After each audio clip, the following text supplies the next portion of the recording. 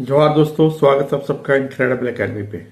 तो मेरे भाई, झारखंड एसएससी के द्वारा उत्पाद सिपाही यानी एक्साइज कांस्टेबल की एग्जाम बहुत जल्द होने वाली है। आप लोग जितना अभी जो रनिंग निकाल चुके हैं वो इधर उधर कामों में व्यस्त प्लीज मत होइए, क्योंकि आपके पास एकदम बहुत कम समय बचा हुआ है। इस बार समझिए कि आपके वर्दी आपके हाथ में, क्योंकि सबसे बड़ा एग्जाम जो होता है एक्साइज कांस्टेबल में वो होता है रनिंग। और रनिंग आप निकाल लिए हैं, फिजिकल मजबूत हो चुके हैं।